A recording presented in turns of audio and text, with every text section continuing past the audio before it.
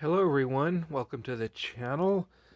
Today I'm going to be taking a look at a new release. This is the Volume 1 of Superman, the Man of Steel by John Byrne, Marv Wolfman, Jerry Ordway, and Dick Giordano. This is not an omnibus. I think when they first solicited this, that was the idea of what it was going to be. But it is not. It is just a regular sized hardcover from DC. This collects the mini-series that John Byrne did of the Man of Steel and of the subsequent issues following it. This is Volume 1. There is another book, a Volume 2, that has already been solicited by DC. It is up for pre-order on Amazon. You can get this on Amazon for $45.99. Cover price is $49.99. So yeah, it's $50. But here's the front. Here's the back. This collects the Man of Steel miniseries number 1 through 6. Superman 1 through 4, Action Comics 584 to 587, Adventures of Superman 424 to 428, and Profile from Who's Who Update 87. It's not a very big book. Here's what it looks like. So it's definitely not an omnibus. Here's the spine.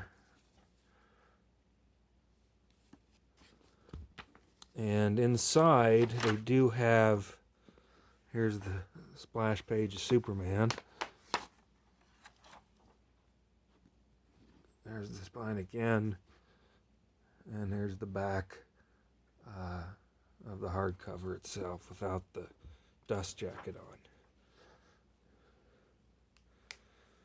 Got a splash page inside.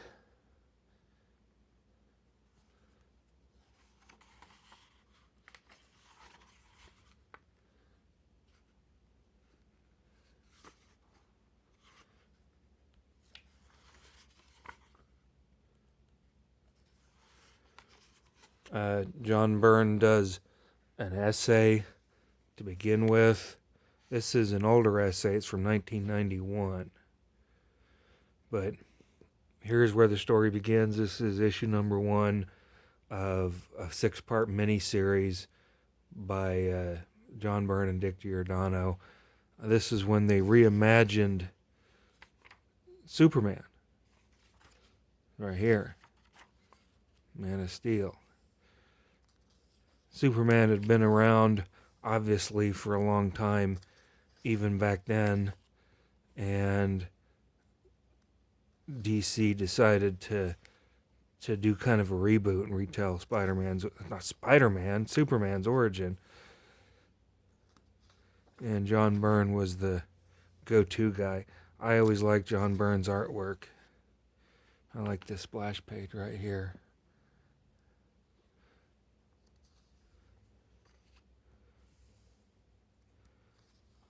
I remember collecting these issues at the time and just being real happy with how it was written. It was very well written.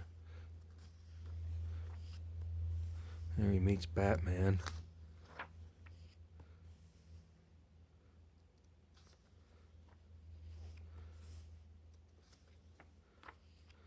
This is Lex Luthor. They kind of gave him some red hair at that point. He wasn't completely bald yet.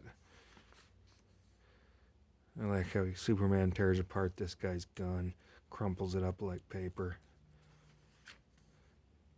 And Lex Luthor still doesn't like Superman, even back then.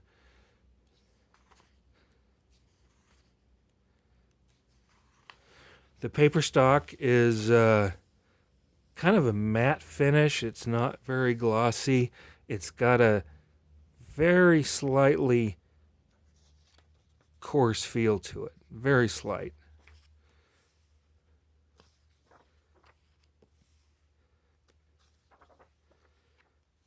but it looks good, as I'm sure you can tell here.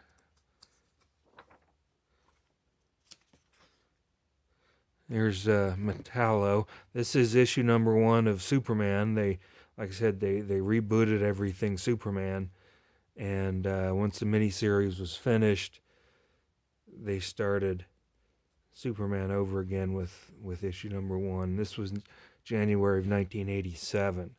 I was a senior in high school, and I still enjoyed collecting comics at that point.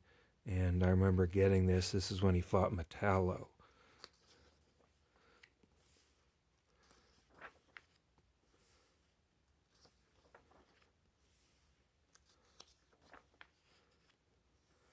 Here's when Superman went into action against the Teen Titans.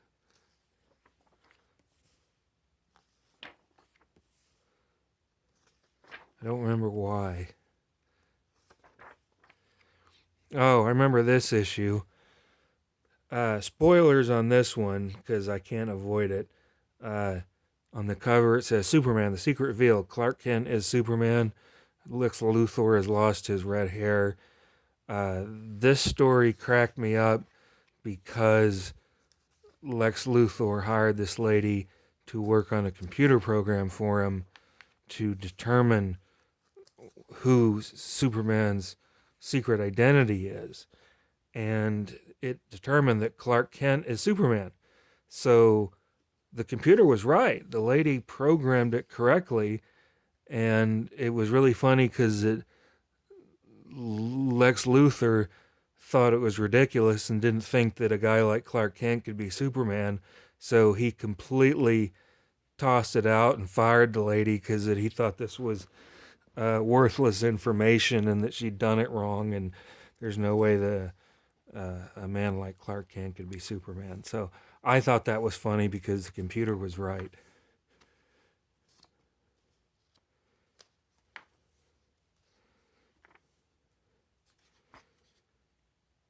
Here we go into the Adventures of Superman. This is another Superman title.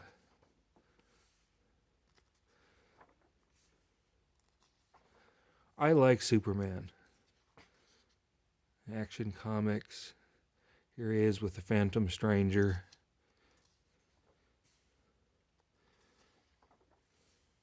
Superman's always been classic DC to me. Oh, here he is with Darkseid.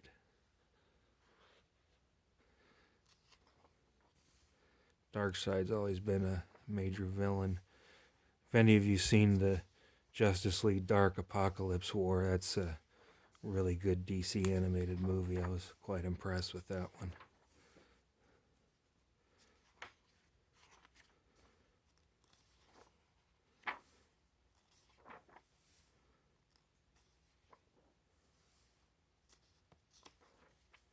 Oh, here we have, go back. This is first appearance of Bloodsport right here. My understanding that the actual issue of this is very popular now. If you were to find a single issue of it for sale, Bloodsport is going to be in the new Suicide Squad movie. He's being played by Idris Elba. I don't know how big his part is, but this is his first appearance.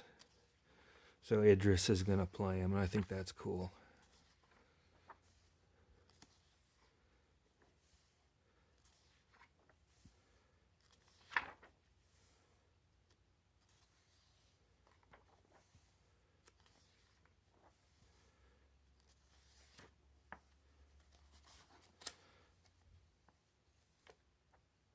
There's Etrigan the Demon.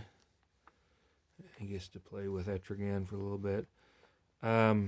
Extras in the back. There's a little bit, not a whole lot. There's a little bit. We've got a little essay, some thoughts by Ray Bradbury from 1991, and we've also got an essay by Marv Wolfman from 2003. So a lot of the creators put their thoughts down into paper. And here's another one by Jerry Ordway. This was from 2004. So these are older essays, but still apply to these issues. Here's some cover art. Some more cover art. And from the who's who of the DC universe, we do have a couple of character biographies. Bizarro, Bloodsport, Host, Lex Luthor, about Krypton and Kryptonite. My only problem with these is I think the writing is quite small and may not be the easiest to read. Lois Lane, Magpie, Metallo. And that's it. And then you got another splash page at the back. Looks like my page at the back is stuck.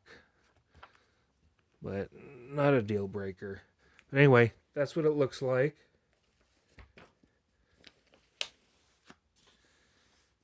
Like I say, it's not an expensive book.